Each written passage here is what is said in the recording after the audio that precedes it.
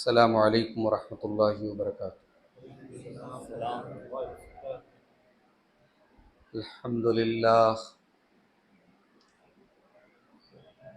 نحمده ونستعینه ونستغفره ونعوذ باللہ من شرور انفسنا ومن سیئات اعمالنا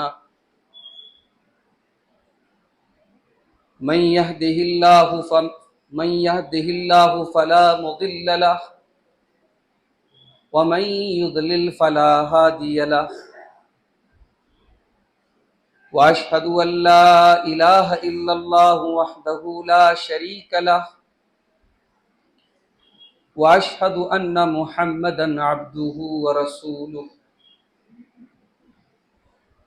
يا أيها الذين آمنوا اتقوا الله حق تقاته ولا تموتن إلا وأنتم مسلمون يا أيها الناس اتقوا ربكم الذي خلقكم من نفس واحدة وخلق منها زوجها وبث منهما رجالا كثيرا ونساء واتقوا الله الذي تساءلون به والأرحام إن الله كان عليكم رقيبا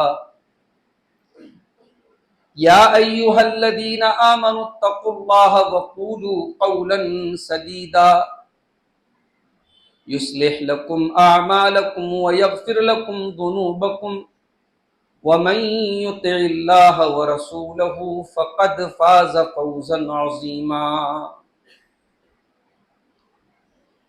أما بعد فإن خير الحديث كتاب الله وخير الهدي هدي محمد صلى الله عليه وسلم وشر الأمور محدثاتها وكل محدثة بدعة وكل بدعة ضلالة وكل ضلالة في النار أعوذ بالله من الشيطان الرجيم بسم الله الرحمن الرحيم وما خلقت الجن والإنس إلا ليعبدون وقال تعالى في مقام آخر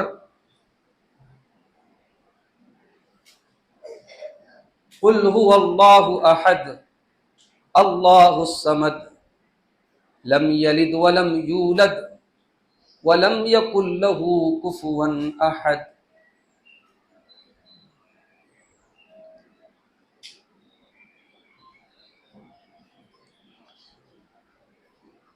انوار رسالت سے لو جس نے لگائی ہے، انوار رسالت سے لو جس نے لگائی ہے، وہ شمع زمانے میں بجھنے نہیں پائی ہے۔ سنت کے ستاروں کو آنکھوں سے لگا کر چل، سنت کے ستاروں کو آنکھوں سے لگا کر چل، بدعت کا اندھیرا ہے اور شرک کی کھائی ہے۔ ایک صورت زیبا ہے، آئینے 73 ہیں، ایک صورت زیبا ہے، آئینے 73 ہیں، تصویر وہی ہے جو سنت نے دکھائی ہے۔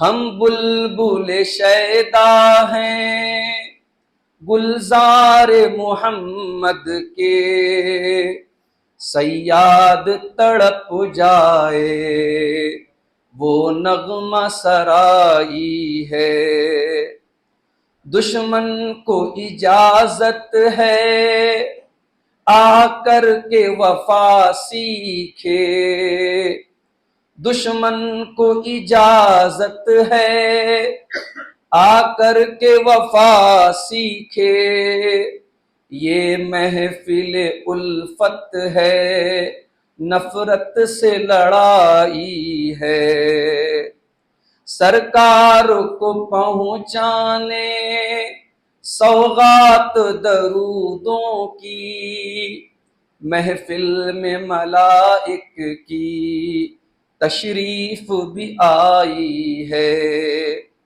یہ صاحب قرآن کا اخلاق عدو سے ہے، گالی لب اطہر پہ تا عمر نہ آئی ہے فکر کی کوتاہی بندوں کو خدا کہنا، ممتاز رسالت سے سرور کی بڑائی ہے، گلزار کے پھولوں سے جلنے کی ادا سیکھی، کیا شعلہ بیانوں نے یہ آگ لگائی ہے، خوشبوئے عقیدت سے مسرور ہوئی محفل، کیا خوب حجازی نے یہ نعت سنائی ہے۔ محترم علماء کرام، بزرگوں اور دوستوں، نوجوان ساتھیوں، ماں اور بہنوں، پیارے بچوں، مسجد عزیزیہ حیدرآباد میں آج ہم اور آپ مغرب کی نماز کے بعد بیٹھے ہوئے ہیں، اور یہ مجلس اس مقصد کے تحت سجائی گئی ہے کہ ہم اللہ کے گھر میں بیٹھ کر کچھ باتیں اس ٹاپک پر سنیں جو ٹاپک قرآن کا ٹاپک۔ دنیا کی ہر کتاب کا ایک سبجیکٹ ہوتا ہے، ایک ٹاپک ہوتا ہے۔ کوئی پوچھے کہ بھئی قرآن کا کیا ٹاپک ہے، قرآن کس موضوع کی کتاب ہے، قرآن کا لب لباب کیا ہے، قرآن کا خلاصہ کیا ہے، تو ایک لفظ میں جواب یہ ہے کہ قرآن کا ٹاپک توحید۔ الحمدللہ رب العالمین سے لے کر کے من الجنۃ والناس تک پورا قرآن توحید سے بھرا ہوا ہے، اور یہ توحید وہ چیز ہے جو ہماری تخلیق کا مقصد ہے۔ اللہ تعالیٰ نے ہمیں کیوں پیدا کیا؟ اسی توحید کے لیے۔ سورہ ذاریات کی بڑی مشہور آیت میں نے آپ کے سامنے پڑھی ہے، وَمَا خَلَقْتُ الْجِنَّ وَالْإِنسَ إِلَّا لِيَعْبُدُونَ، میرے بندوں، میں نے جنات اور انسان کو صرف اور صرف اپنی عبادت کے لیے، اپنی توحید کے لیے پیدا کیا ہے۔ ہماری اور آپ کی تخلیق کا مقصد توحید ہے، اور جس طریقے سے دنیا کی ہر چیز جب اپنے مقصد کو پورا نہ کرے تو وہ یوز لیس ہو جاتی ہے۔ انسان اگر اپنے مقصد تخلیق کو بھلا دے، توحید کو بھلا دے، اس کی زندگی میں شرک آ جائے، اس کی زندگی میں کفر آ جائے، ایسی انسان کی زندگی کا کوئی مطلب نہیں۔ اس کی زندگی میں اور ایک جانور کی زندگی میں، ایک حیوان کی زندگی میں کیا فرق ہے؟ انسان علم حاصل کرے، پڑھے لکھے، ڈگریوں کی کامبار لگا دے، دنیا کی نظروں میں دانشور بن جائے، انٹلیکچوئل بن جائے، لیکن اگر اپنے کریٹر کو نہ پہچانے، اپنے مالک کو نہ پہچانے، اپنے رب کو نہ پہچانے، اس کی بارگاہ میں سر نہ جھکائے، اس انسان کے علم کا کیا فائدہ ہے؟ سورہ آل عمران کی وہ آیت یاد کی جس میں اللہ تعالیٰ نے عقل مند لوگوں کا ذکر کیا ہے، ان فی خلق السماوات والارض واختلاف اللیل والنہار لآیات لأولی الالباب، بے شک آسمانوں اور زمین کی پیدائش کے اندر، رات اور دن کے آنے جانے کے اندر عقل مندوں کے لیے نشانیاں ہیں۔ الذین یذکرون اللہ قیاما وقعودا وعلی جنوبہم، اے اللہ عقل مند کون لوگ ہیں؟ فرمایا عقل مند وہ لوگ ہیں جو اٹھتے بیٹھتے لیٹتے اللہ کا ذکر کرتے ہیں، اللہ کو یاد کرتے ہیں۔ وَيَتَفَكَّرُونَ فِي خَلْقِ السَّمَاوَاتِ وَالْأَرْضِ، اور وہ آسمانوں کی اور زمین کی تخلیق پر غور کرتے ہیں، وہ اس یونیورس کی تخلیق کے اوپر غور کرتے ہیں، اس کائنات کے اندر غور کرتے ہیں۔ اب جب غور کرتے ہیں اس دنیا کے اوپر، اس کائنات کے اوپر، تو اس نتیجے تک پہنچتے ہیں ربنا ما خلقت ھذا باطلا، پروردگار تو نے اتنی بڑی کائنات کو بے مقصد تو نہیں بنایا ہے، بیکار تو نہیں بنایا ہے، سبحانک فقنا عذاب النار۔ دنیا میں ایک عقل مند انسان بھی کوئی کام بغیر مقصد کے نہیں کرتا۔ ہاں، دنیا میں ایک عام انسان بھی کوئی کام بغیر مقصد کے نہیں کر سکتا ہے۔ اگر ہم سمجھتے ہیں کہ ہماری زندگی کا مقصد صرف کھانا، کمانا، انجوائے کرنا، لائف میں موج مستی کرنا ہے، اس کا مطلب کہ ہم اللہ تعالیٰ کے اوپر بلیم کر رہے ہیں۔ اللہ نے اس کائنات کو یوں ہی مذاق کے طور پہ پیدا کر دیا، اس دنیا کو یوں ہی کھلواڑ کے طور پہ پیدا کر دیا۔ بندہ جب کائنات میں غور کرتا ہے تو اس رزلٹ پر پہنچتا ہے، نہیں ہے اللہ سبحانکا، تو اس سے پاک ہے، تو اس بلیم سے پاک ہے، تو اس الزام سے پاک ہے، تو نے کائنات کو بغیر مقصد کے نہیں بنایا ہے۔ بندہ جب کائنات پر غور کرتا ہے، اپنی تخلیق کے مقصد کو پا لیتا ہے کہ ہاں اے اللہ میری زندگی کا مقصد تیری توحید ہے، تجھے راضی کرنا ہے۔ اور جب بندہ اپنے مقصد کو پہچان لیتا ہے تب اللہ سے دعا کرتا ہے فقنا عذاب النار، اے اللہ تو ہمیں توحید پر چلنے کی توفیق دے اور ہمیں جہنم کی آگ سے بچا۔ یہ توحید وہ چیز ہے میرے بھائی، یہ توحید دنیا کی سب سے بڑی نعمت بھی ہے میرے بھائی۔ اللہ کے کروڑوں بندے ہیں، ان کروڑوں بندوں میں اللہ تعالیٰ نے ہمیں اور آپ کو اگر چنا ہے اس دین کے لیے، اس ایمان کے لیے، اس توحید کے لیے، اللہ کی اس نعمت کی قدر کرو میرے بھائی۔ یہ بڑے افسوس کی بات ہے کہ آج کا مسلمان اپنے دین اور اپنے ایمان کی اس نعمت کی قدر نہیں کرتا ہے۔ کبھی کبھی کافروں اور مشرکوں کی دولت کو دیکھ کر، ان کی دنیاوی زندگی کی رونق کو دیکھ کر، ان کی چکا چوند کو دیکھ کر، ہماری عورتیں ان کی عورتوں کے ڈریس کو دیکھ کر، ان کے لائف اسٹائل کو دیکھ کر کے دھوکہ کھا جاتے ہیں کہ صاحب زندگی تو یہ ہے، موج مستی تو یہ کر رہے ہیں۔ میرے بھائیوں، دنیا کی ساری دولت بھی اگر کسی کے پاس اور ایمان نہیں ہے، اور ہمارے پاس کچھ نہیں ہے اور ہمارے پاس ایمان ہے، ہم اس سے زیادہ دولت مند ہیں۔ ہمارے پاس وہ دولت ہے جو کل قیامت کے دن اللہ کی بارگاہ میں کام آئے۔ دنیا کے بڑے بڑے کھرب پتی آئیں گے جن کے پاس دولت کی کمی نہیں، سونے چاندی کی کمی نہیں، ہیرے جواہرات کی کمی نہیں، اللہ کی بارگاہ میں آ کے ریکویسٹ کریں گے، گزارش کریں گے، اے اللہ بڑی دولت چھوڑ کے آیا تھا، ساری دولت تو لے لے اے اللہ، بس ہمیں جہنم کی آگ سے بچائے۔ اللہ تعالیٰ اعلان فرمائے گا ان الذین کفروا وماتوا وهم کفار فلن يقبل من احدهم ملء الارض ذهبا، جو لوگ ایمان کے بغیر دنیا سے چلے گئے، توحید کے بغیر دنیا سے چلے گئے، وہ زمین بھر کے سونا بھی اگر لے کے آ جائیں، ان کا سونا اللہ کی بارگاہ میں قبول نہیں کیا جائے گا۔ جہنم کی آگ سے زمین بھر کے سونا بھی اگر وہ لے کے آ جائیں، اگر توحید نہیں ہے اللہ کیا وہ نہیں بچ سکتا۔ اتنی بڑی دولت ہے مسلمان، اگر دنیا میں پریشانی اور مصیبت کی انتہا پر بھی اگر ہے، اگر اس کے پاس توحید کی دولت ہے تو وہ کبھی مایوس نہ ہو۔ تیرے پاس وہ ہے جو کروڑوں لوگوں کے پاس نہیں، تیرے پاس وہ ہے جو آخرت میں تجھے نجات دلائے۔ اسی لیے اللہ قرآن میں بار بار میں تاکید کرتا ہے وَلَا تَمُوتُنَّ إِلَّا وَأَنْتُمْ مُسْلِمُونَ، اے میرے بندو تمہیں موت نہ آئے مگر اسلام کی حالت میں، توحید کی حالت میں، مرتے دم تک اس توحید کی حفاظت کرنا ہے۔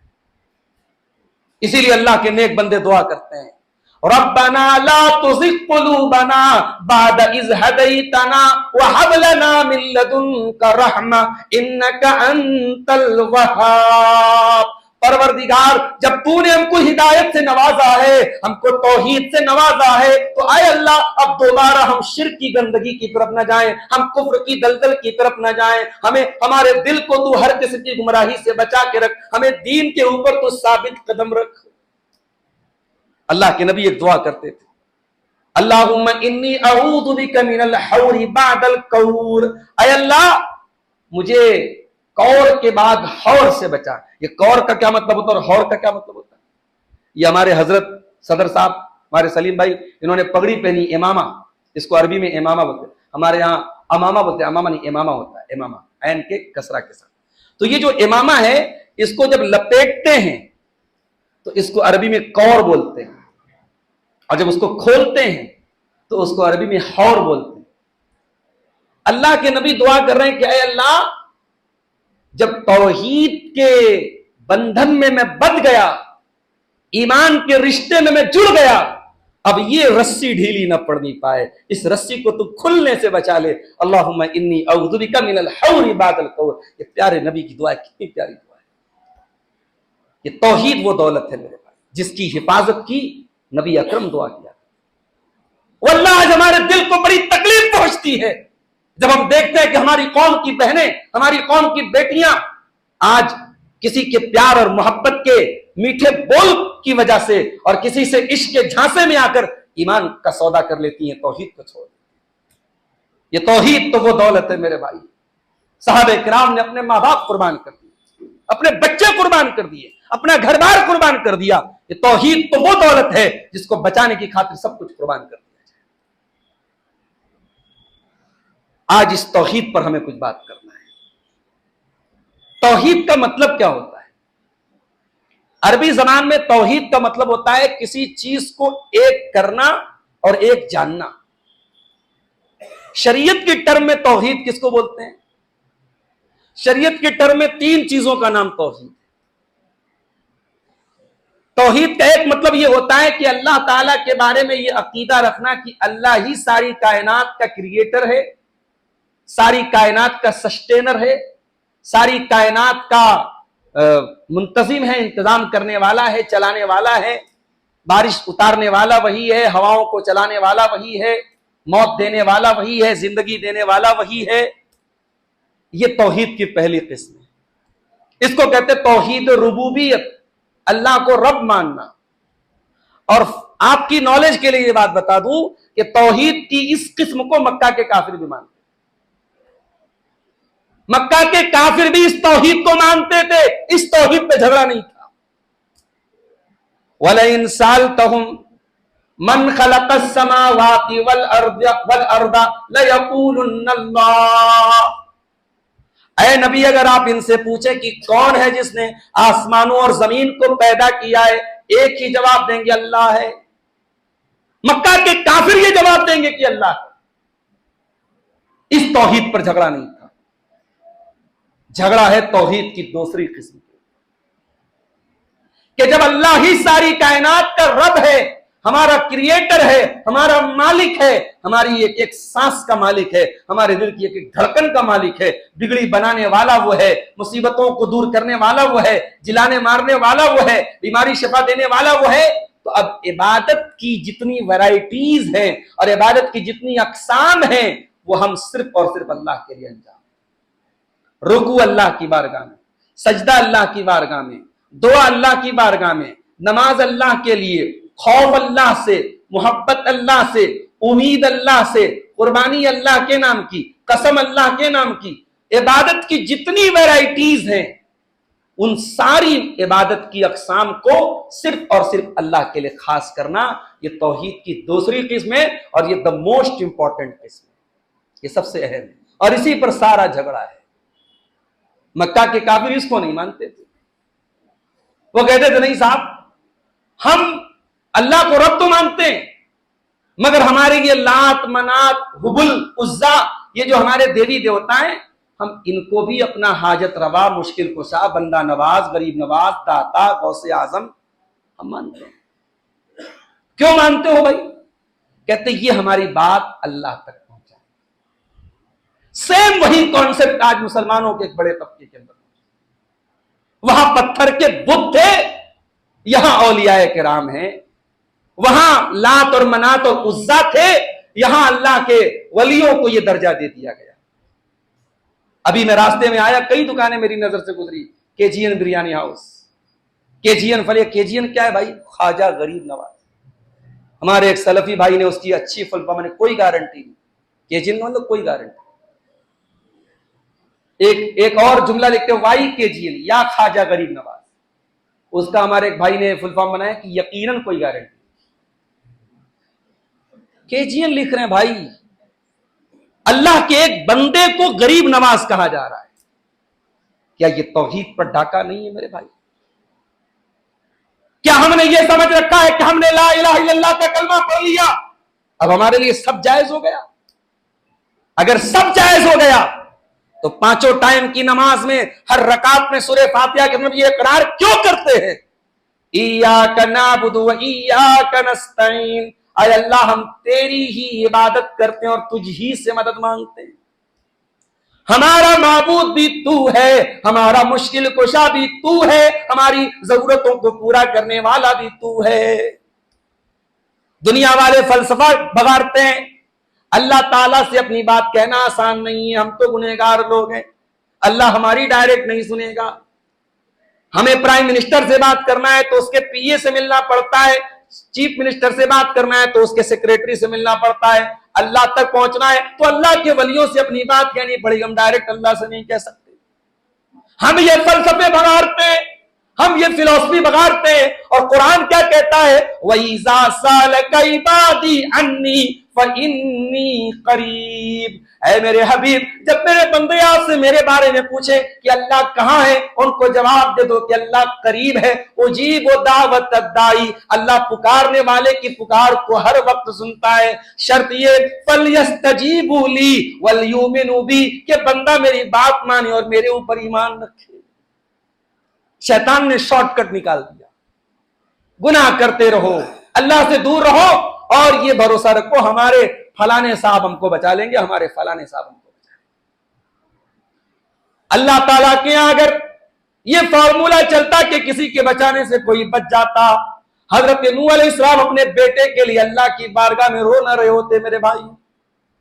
नूह अलैहिस्सलाम का बेटा उनकी आंखों के सामने डूब रहा है और नूह अलैहिस्सलाम कश्ती में बैठे हुए हैं और नूह अलैहिस्सलाम कहते हैं या बुनय्या कम माना, ऐ मेरे बच्चे हमारी कश्ती पे सवार हो जा, ऐ मेरे बच्चे अपने बाप के साथ आ जा, अपने बाप का साथ दे दे, अपने बाप की कश्ती पे आ जा। बेटा जवाब देता है सावी इला जबनी यासिमुनी मिनल मा, ऐ अब्बा जान मुझे आपको मेरी फिक्र करने की जरूरत नहीं है, जब पानी आएगा, जब तूफान आएगा मैं किसी पहाड़ के ऊपर चला जाऊंगा, मुझे आपकी कश्ती पे नहीं जाना है, मैं आपके ऊपर ईमान नहीं लाऊंगा। बेटा लॉजिक बयान कर रहा है। बेटा कह रहा है अब्बा तूफान आएगा, कितना बड़ा तूफान आएगा, मैं पहाड़ पे चढ़ जाऊंगा, बच जाऊंगा मैं।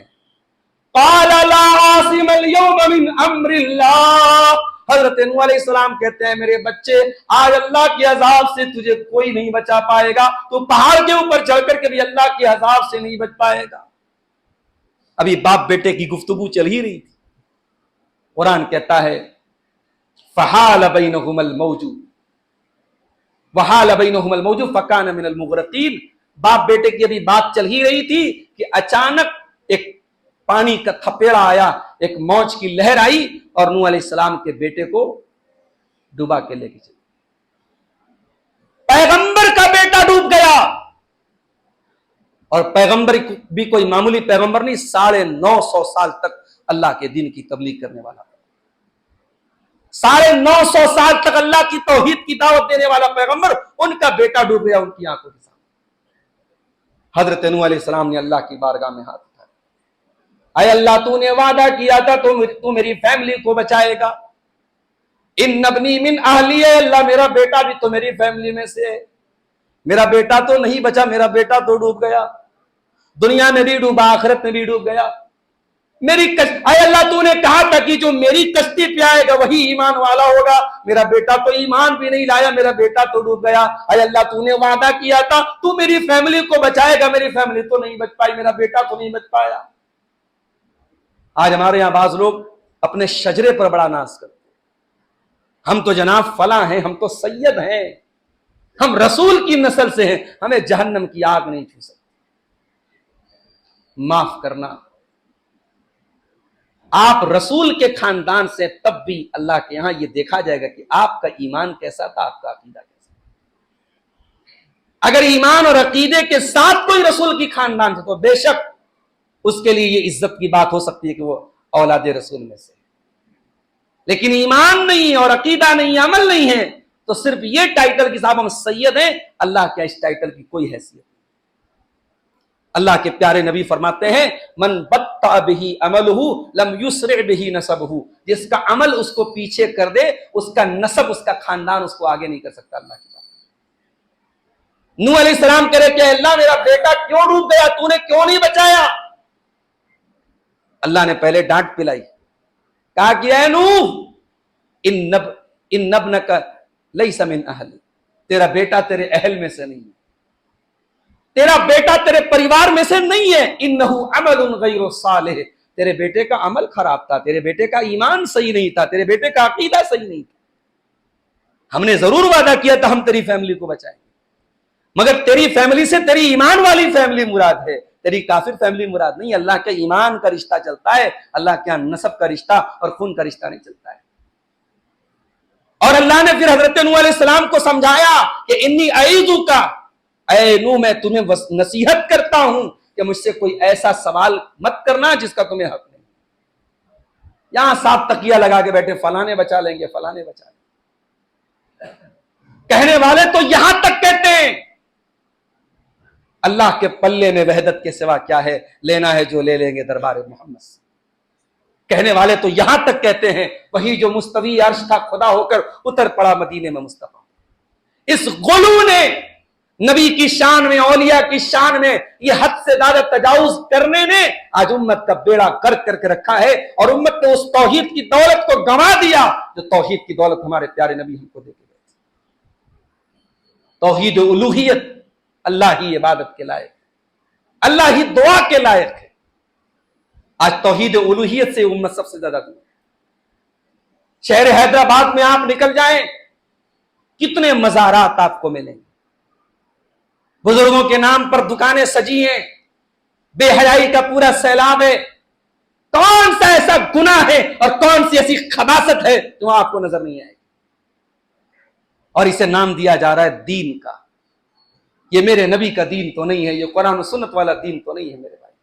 میرے نبی کا دین تو وہ ہے، اللہ کے پیارے نبی کا انتقال ہوتا ہے سوموار کے دن 12 ربیع الاول کی تاریخ، اور انتقال سے ایک دن پہلے جب آپ کی زبان سے الفاظ بھی صحیح طریقے سے نہیں نکل رہے تھے، اس عالم میں آپ نے بڑی بے چینی اور بے قراری کے عالم میں آپ نے کہا تھا الا لعنت اللہ علی الیہود والنصارى اتخذوا قبور انبیائہم مساجد، اللہ کی لعنت ہو یہود و نصارہ کے اوپر، انہوں نے اپنے نبیوں کی قبروں کو سجدہ گاہ بنا لیا ہے۔ او لوگو، تم میری قبر کو سجدہ گاہ نہ بننے دینا، میری قبر کو تم بت نہ بننے دینا، میری قبر کے اوپر تم سجدے نہ کرنے لگنا۔ جس بات کا خطرہ اللہ کے پیارے نبی کو اپنی امت کے بارے میں تھا، امت نے اسی چیز کو اپنا لیا میرے پیارے سے۔ اور یہ بات بھی یاد رکھو، کوئی یہ نہ سمجھے کہ مسلمان جو اپنے آپ کو مسلمان جس نے کہہ دیا، کلمہ پڑھ دیا، وہ شرک نہیں کر سکتا، یہ غلط فہمی بھی دور کر لو۔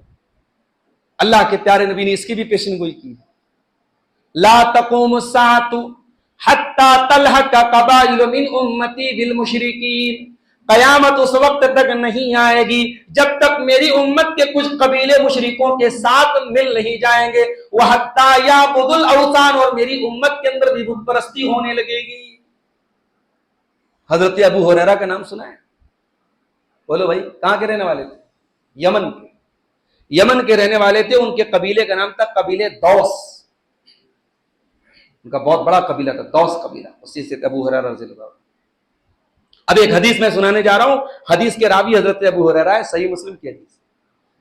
اللہ کے نبی فرماتے ہیں لا تقوم الساعۃ حتی تضطرب علیات نساء دوس حول ذی الخلصاء، قیامت اس وقت تک نہیں آئے گی جب تک قبیلہ دوس کی عورتیں ذوالخلصاء نامی بت کے آگے اپنے کولے نہیں مٹکائیں گی، اس کا چکر نہیں لگائیں گی۔ میں ایگزیکٹ لفظی ترجمہ کر رہا ہوں، اس کو آپ یہ مت سمجھے میں مبالغہ کر رہا ہوں، ابھی میں نے جو لفظ استعمال کیا حدیث کے الفاظ کا ایگزیکٹ ترجمہ کر رہا ہوں۔ قبیلے دوس کی عورتیں، یہ کون سا قبیلہ ہے؟ ابو ہریرہ رضی اللہ عنہ کا اپنا قبیلہ ہے، اور امانت داری دیکھو حضرت ابو ہریرہ کی، نبی کی حدیث کو ایز اٹ از بیان کر رہا ہے۔ یہ نہیں سوچا میرے قبیلے کی برائی ہو رہی ہے، میرے قبیلے کی عورتوں پر اتنا بڑا، ان کے بارے میں اتنی بڑی بات کہی جا رہی ہے۔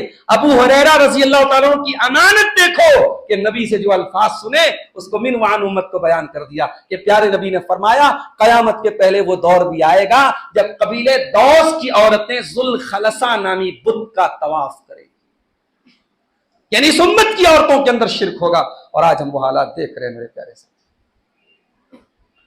قرآن ہمیں توحید کا درس دیتا ہے میرے بھائی، قرآن میں اللہ نے نبیوں کے واقعات بیان کیے، کبھی آپ غور کیجئے نبیوں کے واقعات میں آپ کو ایک چیز کامن ملے گی۔ نبیوں کی قوموں کے الگ الگ معاملات ہیں، شعیب علیہ السلام کی قوم ناپ تول میں کمی کر رہی ہے، صالح علیہ السلام کی قوم نے اللہ کی طرف سے جو اونٹنی آئی تھی اس کو قتل کر ڈالا، قوم عاد اور قوم سمود نے بڑے تکبر سے کام لیا، اور اسی طریقے سے حضرت شعیب علیہ السلام کی قوم ناپ تول میں کمی کر رہی ہے۔ مختلف قوموں کے الگ الگ جرائم ہیں، مگر ایک چیز سب میں کامن ہے، یہ ساری قومیں مشرک تھی، اور اللہ کے جتنے نبی آئے انہوں نے پہلا درس کیا دیا؟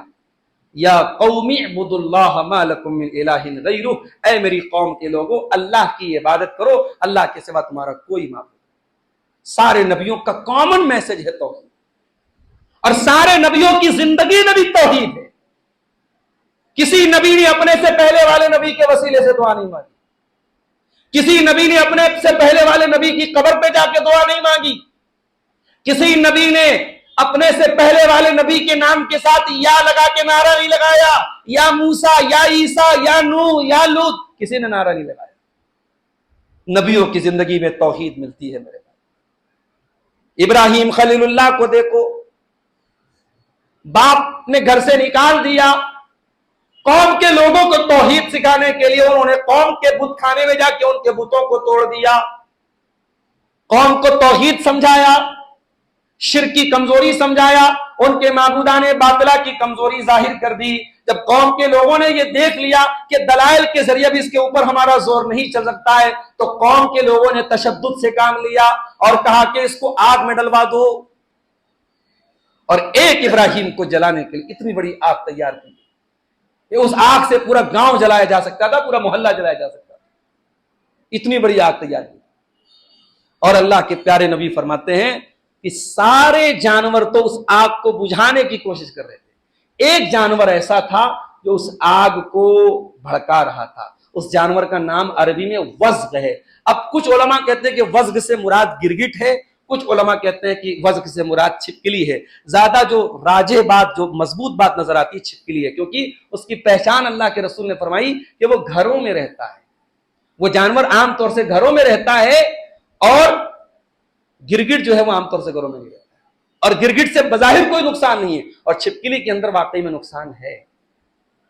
تو یہ چھپکلی جو ہے وہ ابراہیم علیہ السلام کی اس آگ کو اور بھڑکا رہی تھی، آگ جلا دی گئی۔ اب اچھا چھپکلی سے مراد ہم لوگ کو چھوٹی سی چھپکلی سمجھ آتی ہے، چھپکلی کی بھی بڑی ویرائٹی ہوتی ہے بھائی، مگرمچھ کے برابر کی بھی چھپکلیاں آتی ہیں۔ آپ جا کے گوگل پہ سرچ کیجئے گا، آپ کو چھپکلی کی بہت ساری ویرائٹی ملے گی۔ وہ کتنی بڑی چھپکلی تھی جو حضرت ابراہیم کی آگ میں پھونک مار رہی تھی، اللہ اعلم، لیکن وہ تھی چھپکلی۔ آگ جل گئی، اب حضرت ابراہیم علیہ السلام کو اس آگ میں ڈالا جا رہا ہے، کس کے لیے ڈالا جا رہا ہے؟ اللہ کی توحید۔ ابراہیم علیہ السلام کے ماتھے پر کوئی بل ہے نہیں ہے، چہرے پر کوئی شکن ہے نہیں ہے، زبان پر کوئی شکوہ ہے نہیں ہے، اللہ کے علاوہ کسی اور کا نام ہے نہیں ہے، آگ میں ڈالا جا رہا ہے، اور ابراہیم کے بدن سے کپڑے کو اتار دیا۔ اللہ کو کپڑے سمیت ڈال دیا جاتا تبھی تو جل جاتے، مگر کپڑا اتار کے ڈالا جا رہا ہے آگ میں تاکہ ابراہیم کو آگ جلدی سے جلا دے۔ اے ابراہیم تیرے ایمان کا کیا کہنا، اے ابراہیم تیری استقامت کا کیا کہنا، تیری توحید کا کیا کہنا۔ ابراہیم علیہ السلام کے بدن سے کپڑے اتار کر کے ان کو آگ میں ڈالا جا رہا ہے۔ ابراہیم علیہ السلام کی زبان پر کیا الفاظ ہیں؟ حسبی اللہ و نعم الوکیل، اللہ میرے لیے کافی ہے، اللہ سے بہترین کوئی کارساز نہیں، کوئی مددگار نہیں، کوئی مصیبت دور کرنے والا نہیں۔ ابراہیم کو آگ میں ڈال دیا گیا۔ ابراہیم کی زبان پر یہ الفاظ یہ بتا رہے ہیں کہ ابراہیم کے دل اور دماغ میں کتنی پکی توحید ہے۔ ابراہیم کو آگ میں ڈالا گیا، اور جب توحید پکی ہو میرے بھائیوں، اللہ وہ کر کے دکھاتا ہے تو دنیا والوں کی نظر میں ناممکن ہوتا ہے۔ ابراہیم کی آگ کو جلانے کے لیے اللہ چاہتا تو ہواؤں کو بھیج دیتا، اللہ چاہتا تو بارش برسا دیتا، اللہ چاہتا تو اس آگ کو بجھانے کا کوئی انتظام کر دیتا، مگر آج اللہ تعالیٰ نے ڈائریکٹ آگ سے کہا قلنا یا نار کونی بردا وسلاما علی ابراہیم، اے آگ میرے خلیل کے ایک رونگٹے کو بھی تجھے جلانا نہیں ہے، آج تجھے میرے خلیل کے لیے ٹھنڈی ہو جانا ہے اور سلامتی والی ہو جانا ہے۔ یہ توحید ہے میرے بھائی، توحید پکی ہو تو آگ بھی گلستان بن سکتی ہے۔ توحید اگر پکی ہو، اللہ تعالیٰ آپ کی وہ دعا سن سکتا ہے جو دنیا والوں کی نظر میں ناممکن۔ یونس علیہ السلام مچھلی کے پیٹ میں ہے، قرآن کہتا ہے فنادا فی الظلمات، یونس مچھلی کے پیٹ میں دعائیں کر رہے ہیں، سمندر کان دے رہا ہے، رات کان دے رہا ہے، مچھلی کے پیٹ کان دے رہا ہے۔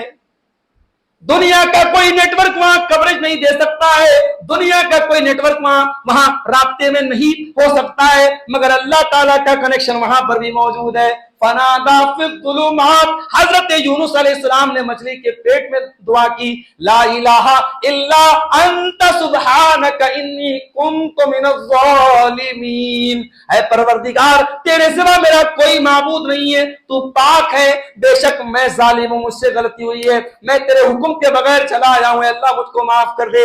اللہ کہتا ہے فاستجبنا لہ ونجیناہ من الغم، ہم نے حضرت یونس کی دعا کو قبول کر لیا اور ہم نے ان کو اس تکلیف سے نجات دی۔ قرآن نبیوں کے واقعات کیوں بیان کر رہا ہے؟ اگر اللہ سے ڈائریکٹ مانگا نہیں جا سکتا، اللہ تک پہنچنا مشکل ہے، اللہ تک دعا کرنے کے لیے ہمیں بزرگوں کا وسیلہ لگانے کی ضرورت ہے، تو پھر ان دعاؤں کا کیا مطلب ہے اور نبیوں کے ان واقعات کا کیا مطلب ہے؟ پورے قرآن کو مینوپلیٹ کر دیا گیا، پوری توحید کو مینوپلیٹ کر دیا، برباد کر دیا گیا، یہ وسیلہ اور سفارش کے جھوٹے جو ہے اس کی جھوٹا کانسیپٹ تیار کر۔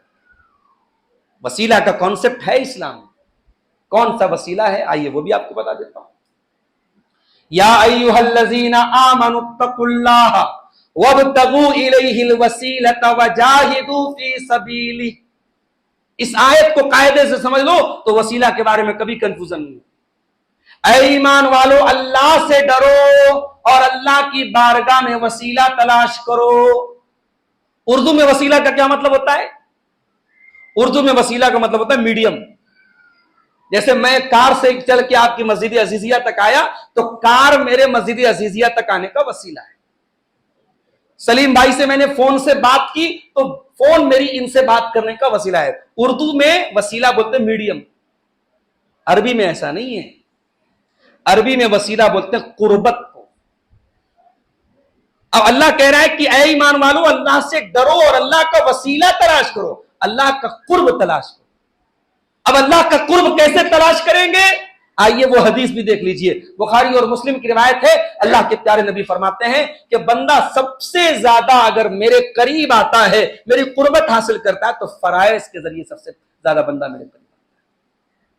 اللہ کا وسیلہ تلاش کرنا ہے، فرائض کی پابندی کر، نماز پڑھ، روزے رکھ، تیرے اوپر زکات فرض ہے زکات ادا کر، حج فرض ہے حج، پہلے فرائض ادا کر، تو اللہ کا مقرب بننا چاہتا ہے۔ اور جب فرائض ادا کر لو تو پھر سیکنڈ اسٹیپ پر کیا ہے؟ اللہ کے پیارے نبی فرماتے ہیں پھر بندہ نوافل کو اپناتا ہے، اور جتنی وہ نوافل کو اپناتا ہے اتنا میرا مقرب بنتا چلا جاتا ہے۔ ہم نے صاحب وسیلہ کا ایک جھوٹا کانسیپٹ کھڑا کر دیا، بزرگوں کی کو ہم نے بنا لیا کہ صاحب یہ ہمارے جتنے بزرگ ہیں یہ ہمارے وسیلہ ہیں اور یہ ہمیں بچا لیں گے۔ ہم شراب پیئیں، ہم زنا کریں، ہم چوری کریں، ہم شرک کریں، ہم بدعت کریں، ہم جو چاہے سو کریں، ہمارے پیر صاحب، ہمارے بابا جی، ہمارے فلانے، ہمارے ڈماکے ہم کو بچا لیں۔ یہاں اللہ کے پیارے نبی اپنی بیٹی فاطمہ سے کہتے ہیں، اپنی پھوپھی صفیہ سے کہتے ہیں، اپنے چچا عباس سے کہتے ہیں کہ اے میرے چچا عباس، اے میری پھوپھی صفیہ، اے میری بیٹی فاطمہ، انقذوا انفسکم من النار، اپنے آپ کو جہنم کی آگ سے بچا لو، فإنی لا اغنی عنکم من اللہ شیئا، میں اللہ کے عذاب کے مقابلے میں تمہاری کوئی مدد نہیں کروں۔ اور میرا جملہ نوٹ کر لو، اگر توحید نہیں ہے سرکار کا دامن قیامت کے دن نصیب نہیں ہوگا۔ ہمارے ایک جملہ بولتے ہیں نا، سرکار کا دامن تھام لیں گے، سرکار کا دامن، رسول کا دامن، اور رسول کی شفاعت اسی انسان کو حاصل ہوگی جو قیامت کے دن توحید کو لے کے آئے۔ اور اہل حدیث ہوں، دلیل کے بغیر بات نہیں کرتا، دلیل آپ کو سنا دیتا ہوں۔ بخاری اور مسلم کی روایت، اللہ کے پیارے نبی کے بڑے پیارے صحابی حضرت ابو ہریرہ رضی اللہ تعالیٰ عنہ کہتے ہیں، میں نے پوچھا ہے اللہ کے نبی، وہ کون خوش نصیب انسان ہوگا جو قیامت کے دن آپ کی سفارش پائے گا، آپ اس کے حق میں شفاعت کریں؟ اذان ہو رہی ہے، اذان کی آواز آ رہی ہے، چلنے دیں، رک جائیں، دور ہو رہی ہے، بازو میں ہو رہی ہے، اچھا فون پہ ہو رہی ہے۔ تو حضرت ابو ہریرہ حدیث کے راوی سوال کر رہے ہیں کہ اللہ کے رسول، وہ کون سا خوش نصیب انسان ہے جو قیامت کے دن آپ کی سفارش پائے؟ ہم لوگ سوال کیا کرتے ہیں، ایک صاحب نے بھی سوال کیا، خانہ کعبہ کا سب سے پہلے طواف کس نے کیا؟ ایک بھائی پوچھتے ہیں آدم علیہ السلام نے جنت پہ جو پیڑ کا پھل کھایا تھا کون سا پیڑ تھا؟ آم کا تھا کہ امرود کا تھا کہ کیوی کا تھا، کون سا تھا وہ؟ حابیل اور قابیل میں جس عورت کی وجہ سے لڑائی ہوئی اس لڑکی کا نام کیا تھا؟ امام ابو حنیفہ کے استاد تھے امام ابراہیم نخعی، ان سے کسی نے پوچھا کہ ابلیس، جنات پہ بھی تو میل فیمیل ہوتے نا، تو ابلیس کی فیمیل کا نام کیا، ابلیس کی بیوی کا نام کیا ہے؟ انہوں نے کہا کہ میں اس کے نکاح میں گیا نہیں تھا۔ بڑے فضول قسم کے سوالات آج ہمارے بیچ میں، جن سوالات کا نہ کوئی دنیا کا فائدہ ہے نہ دین کا فائدہ ہے۔ صحابہ کرام سے سوال کرنے کا بھی ہنر سیکھو میرے بھائی، کتنا پیارا سوال ہے، کتنا امپورٹنٹ سوال ہے۔ اے اللہ کے نبی، وہ کون سا خوش نصیب انسان ہے جو قیامت کے دن آپ کی شفاعت پائے؟ اللہ کے پیارے نبی کی عادت تھی صلی اللہ علیہ وسلم کہ آپ سوال اگر اچھا ہوتا تھا تو سامنے والے کو انکریج کرتے تھے، اس کا حوصلہ بڑھاتے۔ آپ نے کہا کہ اے ابو ہریرہ، میں شیور تھا، مجھے یقین تھا کہ یہ سوال تم ہی کرو گے۔ کیوں؟ لما رأیت من حرصک علی الحدیث، کیونکہ میں دیکھ رہا ہوں کہ تیرے اندر نبی کی حدیثوں کو سیکھنے کی تڑپ ہے۔ اللہ یہ تڑپ ہم سب کے دلوں میں پیدا فرمائے۔ بھئی اہل حدیث بولتے ہیں نا اپنے آپ کو، تو صرف یہ زبانی اہل حدیث نہ بنو، حدیثوں کو سیکھنے کی تڑپ پیدا کرو اپنے۔ اللہ کے پیارے نبی کہہ رہے کہ اے ابو ہریرہ، مجھے یقین تھا کہ تیرے اندر جو حدیث کو سیکھنے کی تڑپ ہے، تو سوال سب سے پہلے یہ سوال تو ہی کرے۔ اب نبی نے جواب دیا، کہا کہ ابو ہریرہ، اسعد الناس بشفاعتی یوم القیامہ، قیامت کے دن وہ خوش نصیب انسان جو میری شفاعت پائے گا، من قال لا الہ الا اللہ خالصا من قبل نفسہ، جو دل کے اخلاص کے ساتھ، دل کے خلوص کے ساتھ لا الہ الا اللہ جس نے پڑھا ہوگا، جو توحید کے اوپر رہا ہوگا، توحید لے کے آئے گا، اس کو میری شفاعت ملے گی۔ کسی مشرک کو، کسی قبر پرست کو، کسی غیر اللہ کے در پہ سر جھکانے والے کو اللہ کے نبی کی شفاعت نہیں ملے گی۔ معاف کیجیے۔ اور ایک بات اور بولوں، یہ تو نبی کی شفاعت کی بات، ہمیں اور آپ کو ایک امید اور ہے، اپنے نبی کے ہاتھوں کوثر کا جام پینے کی امید ہے کہ نہیں؟ ہم چاہتے کہ نہیں چاہتے کہ اپنے نبی کے ہاتھوں ہم کوثر کا جام پئیں؟ اور یہ جو جس کو اللہ کے نبی اپنے حوض کا پانی پلائیں گے، اللہ کے پیارے نبی فرماتے لا یظمأ بعدہ ابدا، اس کے بعد پیاس نہیں لگے گی، اتنا پیارا پانی ہوگا۔ یہ پانی بھی کسی مشرک کو نصیب نہیں ہوگا اور کسی بدعتی کو نصیب نہیں ہوگا۔ آئیے وہ بھی، اس کی بھی حدیث آپ کو سنا دیتا ہوں، صحیح مسلم کی حدیث ہے، اور یہ حدیث دل کھول کے ذرا سننا، کان نہیں دل کھول کے سننا، بڑی پیاری حدیث۔ اللہ کے پیارے نبی صلی اللہ علیہ وسلم بقیع کے قبرستان میں جاتے ہیں اور وہاں جا کر کے آپ دعائے مغفرت کرتے ہیں۔ جو بقیع کے قبرستان میں جو لوگ دفن ہیں، کبھی آپ کو عمرہ کرنے کا موقع ملے، کبھی بقیع کے قبرستان پہ جائیے، اللہ اکبر، हमारे यहाँ तो जिंदगी भर गांजा और चरस और हीरोइन पीने वाले भी मर जाते तो 2 फुट की उनकी कब्र बनती है और वो कोई बाबा बन जाते हैं। हमारे बनारस में पागल बाबा भी, पागलों की मज़ारें बनी इस हिंदुस्तान में, दिल्ली की मज़ार है। आपके गुलबर्गा शहर में चले जाइए, ख्वाजा बंदा नवाज की दरगाह के अंदर मैंने देखा ख्वाजा साहब की बेटी ने तोता पाला था, तोते की भी मज़ार मौजूद है। वली का तोता भी वली होता है भाई, वली की बिल्ली भी वली होती है। यहां बकी के कब्रिस्तान में 10,000 से ज्यादा सहाबे किराम की कब्रें हैं। कोई कतबा नहीं, कोई ऊंची कब्र नहीं, कोई पक्की कब्र नहीं, सब मिट्टी की कब्रें हैं। दूर तक नजर डालो, कोई निशान नहीं, कोई पहचान नहीं। और ये वो अल्लाह के वली हैं, कयामत की सुबह तक उनके जैसा वली कोई पैदा नहीं हो सकता। ये नबी के सहाबा हैं। इस रूए जमीन पर अल्लाह के नबियों के बाद अगर सबसे मुकद्दस कोई जमात है तो सहाबा की जमात। ये बकी के कब्रिस्तान में अल्लाह के प्यारे नबी जाते हैं और वहां जाके मगफिरत की दुआ करते हैं।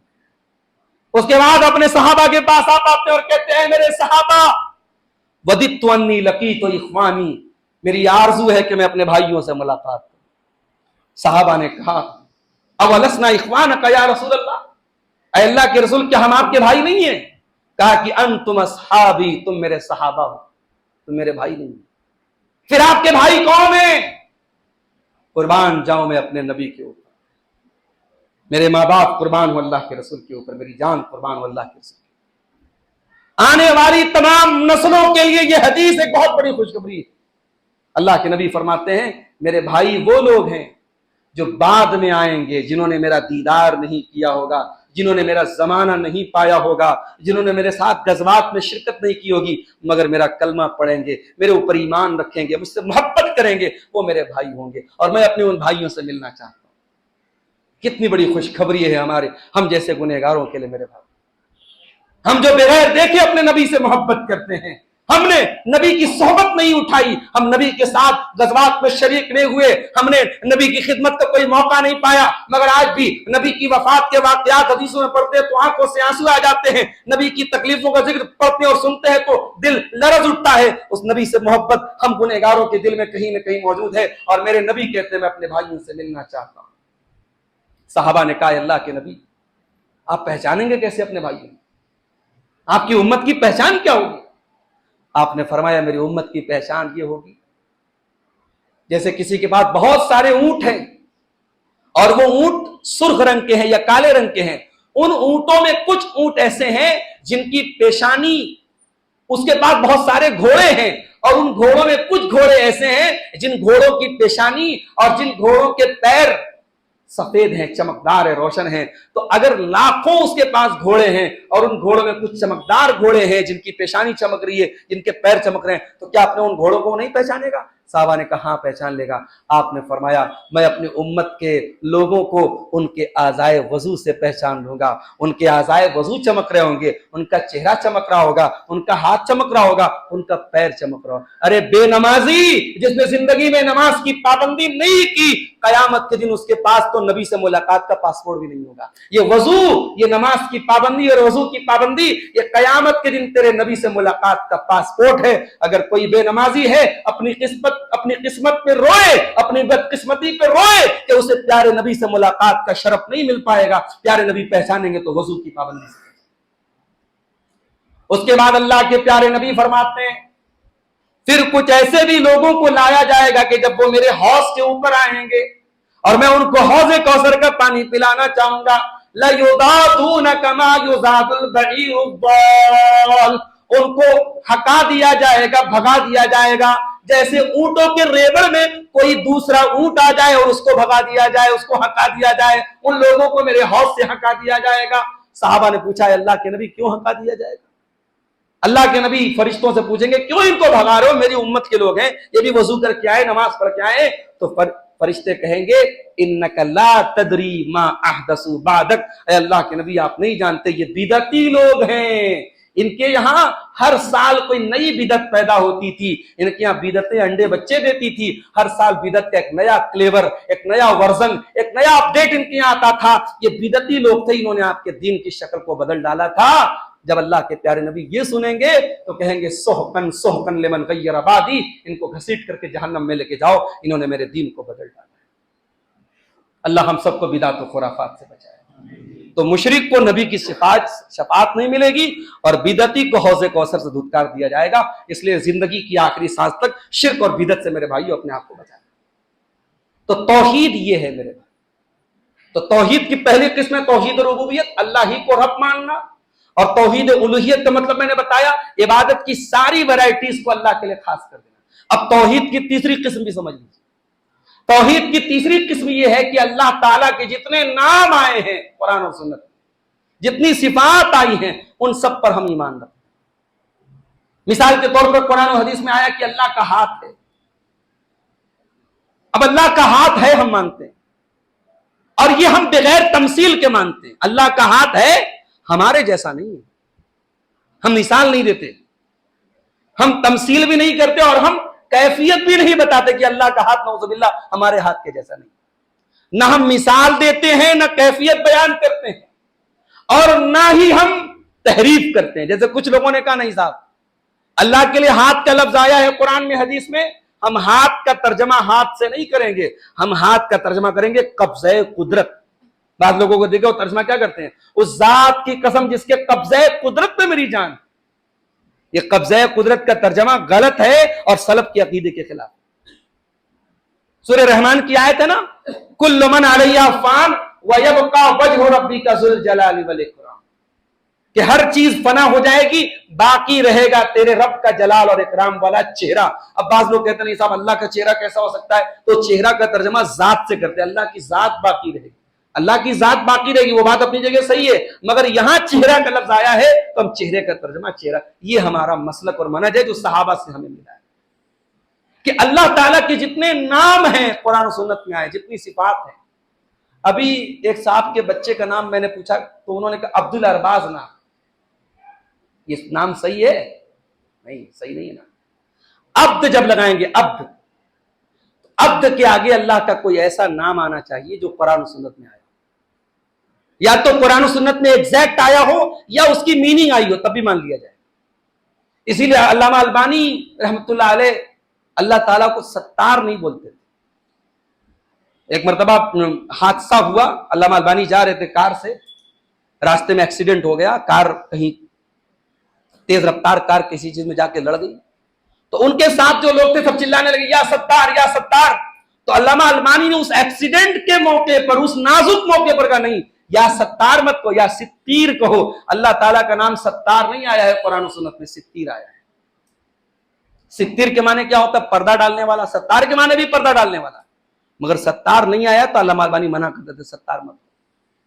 تو اللہ تعالیٰ کے جتنے نام آئے ہیں ان ناموں پر ایز اٹ از ایمان رکھنا، کہ جیسے وہ آئے ہیں ہم ان پر ایمان رکھتے ہیں، ان کو کوئی مثال نہیں دیتے، ان کی کیفیت بیان نہیں کرتے، ان کا انکار نہیں کرتے، ان کی تحریف نہیں کرتے۔ اس عقیدے کو بولتے توحید اسماء و صفات۔ یہ توحید کی تین قسمیں ہیں، ان تینوں کو ہمیں ماننا ہے۔ اور یاد رکھیے توحید کا ایک بہت امپورٹنٹ پہلو میں بیان کر دوں، وقت زیادہ لے رہا ہوں میں آپ کا۔ توحید کا ایک بہت امپورٹنٹ پہلو یہ بھی ہے میرے بھائی، ہمارے کلمہ توحید کی شروعات لا سے ہوتی ہے۔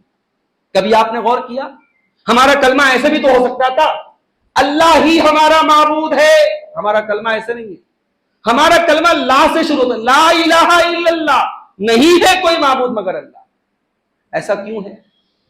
ایسا اس لیے ہے کہ توحید میں جب تک ہم غیر اللہ کی عبادت کا انکار نہ کریں تب تک توحید کمپلیٹ نہیں ہو سکتی۔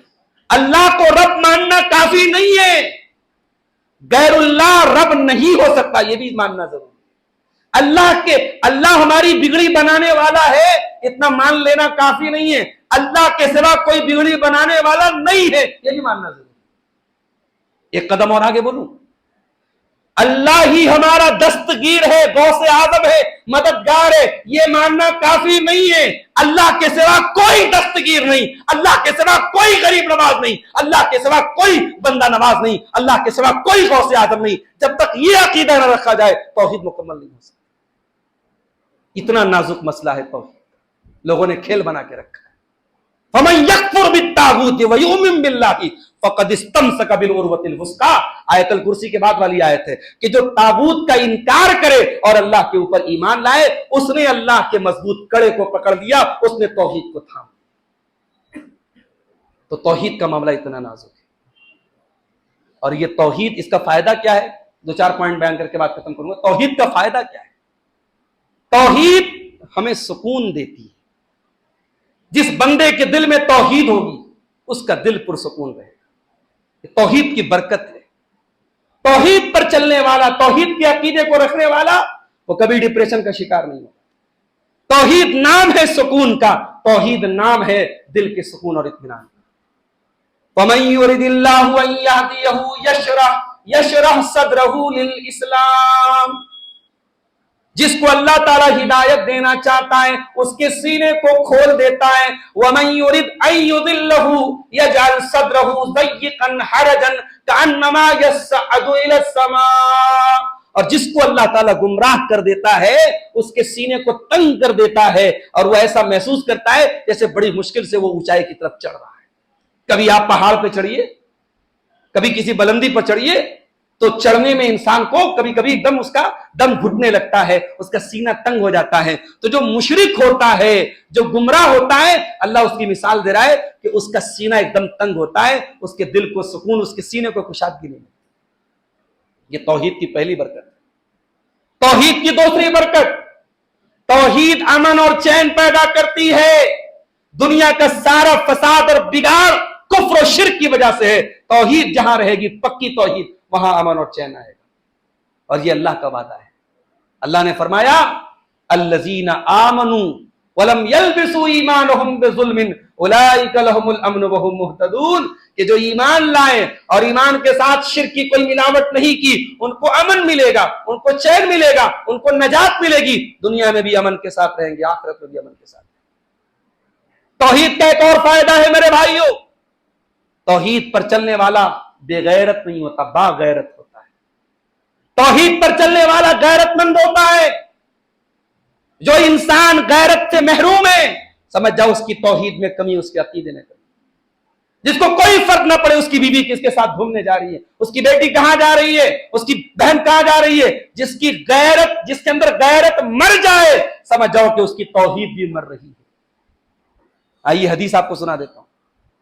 अल्लाह के प्यारे नबी के सहाबी हैं साद बिन उबादा।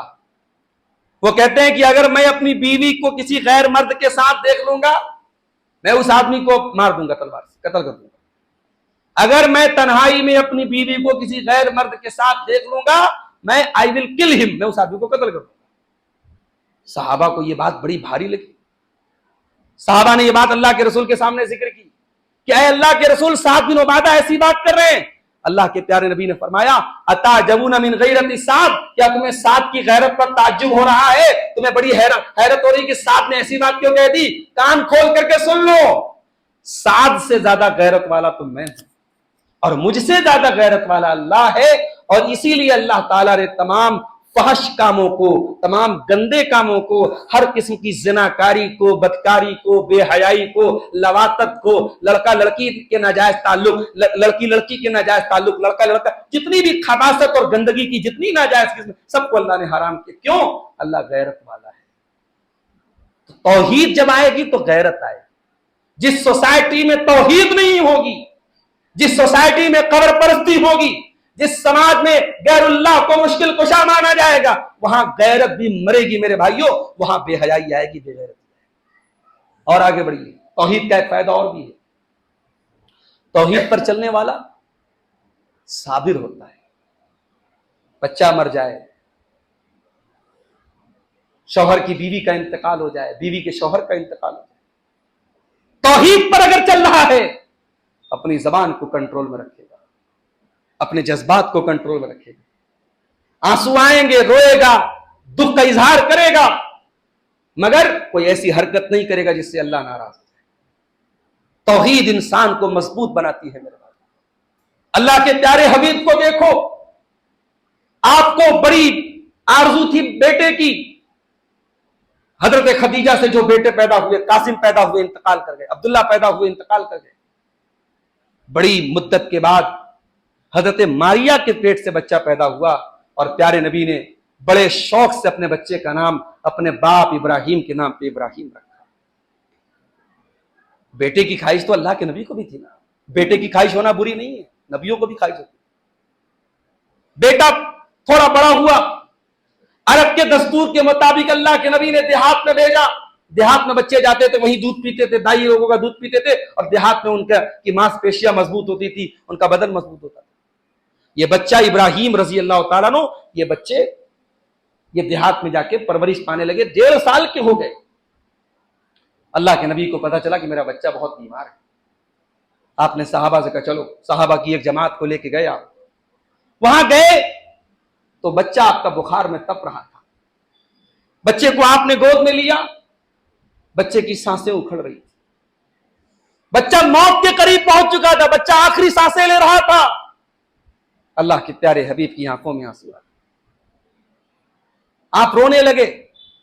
صحابہ نے کہا اللہ کے نبی آپ رو رہے؟ کہا کہ ھذہ رحمت جعلھا اللہ فی قلوب عبادہ۔ اے میرے صحابہ، یہ آنسو ایک باپ کے آنسو ہیں جو بیٹے کے لیے نکل رہے ہیں۔ آپ کا اپنا بیٹا آپ کی آنکھوں کے سامنے آپ کے ہاتھوں میں دم توڑ دیتا ہے، اور اللہ کے نبی روتے ہوئے کہتے ہیں ان العین تدمع والقلب يحزن ولا نقول الا ما يرضى ربنا۔ اے میرے بچے ابراہیم، تیرے جانے سے تیرے باپ کا دل غمگین ہے، تیرے باپ کی آنکھوں سے آنسو بہ رہے ہیں، مگر تیرا باپ اپنی زبان سے کوئی ایسی بات نہیں نکالے گا اس سے اللہ ناراض ہو جائے۔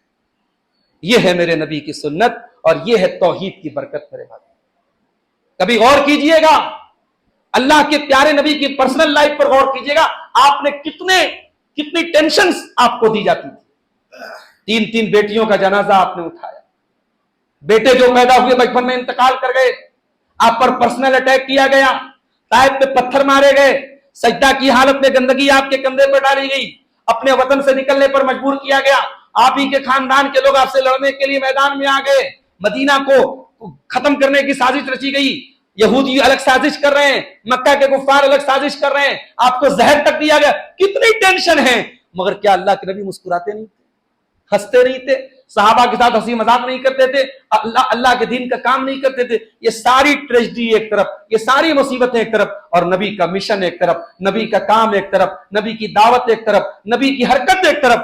میرے پیارے ساتھیوں، توحید ہمیں یہ سبق بھی دیتی ہے، اور پیارے نبی کی توحید والی زندگی ہمیں یہ سبق دیتی ہے کہ بندہ اگر توحید کے راستے پر ہے تو بڑی بڑی مصیبت میں بھی وہ صبر و استقامت کا پہاڑ بن سکتا ہے۔ اور توحید کا ایک فائدہ یہ بھی ہے میرے بھائی، توحید پر چلنے والا قناعت پسند ہوتا ہے، پیسے کا بھوکا نہیں ہوتا ہے، لالچی نہیں ہوتا ہے، حرام طریقوں سے پیسہ کمانے کے چکر میں نہیں پڑتا ہے۔ جو میرے مقدر میں حلال طریقے سے مل گیا دیٹ از انف، بس ہو گیا، حرام کا راستہ نہیں اپناتا ہے۔ توحید پر چلنے والا یہ عقیدہ رکھتا ہے ان ربک یبسط الرزق لمن یشاء ویقدر، میرا رب جس کو چاہتا ہے روزی کشادہ کر دیتا ہے، جس کے لیے چاہتا ہے روزی تنگ کر دیتا ہے۔ اللہ کو خوب پتا ہے کس کو کتنی روزی دینا ہے۔ میں بہتر کی کوشش کروں گا، میں بہتر کے لیے ایفرٹ کروں گا، میں بہتر کے لیے اسٹرگل کروں گا، میں حرام راستہ نہیں اپناؤں گا، میرے مقدر کی روزی مجھے ملے گی، کوئی مائی کا لال چھین نہیں سکتا ہے۔ توحید ایک بندے کو حرام سے بچاتی ہے، توحید ایک بندے کو قناعت سکھاتی ہے۔ توحید کا ایک فائدہ اور بھی ہے میرے بھائیوں، توحید پر چلنے والا دنیا کی نظروں کے سامنے بھی گناہ سے بچتا ہے، اور اکیلے میں جب کوئی دیکھنے والا نہ ہو تب بھی وہ بندہ گناہوں سے بچتا ہے، کیونکہ اس کا ایمان ہوتا ہے، اس کا عقیدہ ہوتا ہے میرا رب وہ ہے جو سمیع ہے، سب کچھ سننے والا ہے، میرا رب وہ ہے جو بصیر ہے، سب کچھ دیکھنے والا ہے۔ میں دنیا کے کیمروں سے بچ جاؤں گا، میں دنیا کی نظروں سے بچ جاؤں گا، اپنے رب کے کیمرے سے کیسے بچوں گا، اپنے رب کے ریکارڈ سے کیسے بچوں گا؟ کرامن کاتبین تو سب لکھ رہے ہیں، اللہ کی نظریں تو سب دیکھ رہی ہیں۔ توحید جتنی پکی ہوگی بندہ گناہوں سے اتنا بچے گا۔ اسی لیے اللہ قرآن میں کہتا ہے انما یخشی اللہ من عبادہ العلماء، اللہ کے بندوں میں اللہ سے وہی ڈرتے ہیں جو علماء ہوتے ہیں، جو اللہ کو جاننے والے ہوتے ہیں۔ جو بندہ اللہ کو جتنا جانے گا، جتنا اللہ کی توحید کا علم حاصل کرے گا، اتنا اللہ کا ڈر اس کے دل میں پیدا ہوگا۔ اسی لیے بچوں کو اللہ کے بارے میں بتاؤ، توحید کے بارے میں بتاؤ۔ حضرت لقمان اپنے بچے کو کیا سکھاتے ہیں؟ या बुनय्या इन्नहा इन तकु मिस्काल हब्बतिन मिन खरदलिन फतकुन फी सखरतिन औ फिस समावाति औ फिल अर्दी याति बिहल्लाह। ऐ मेरे बच्चे, एक राई के दाने के बराबर भी अगर कोई चीज किसी चट्टान के नीचे होगी, आसमानों में कहीं होगी, जमीन में कहीं होगी, याति बिहल्लाह, अल्लाह उस राई के दाने के बराबर चीज को भी सामने ले आएगा।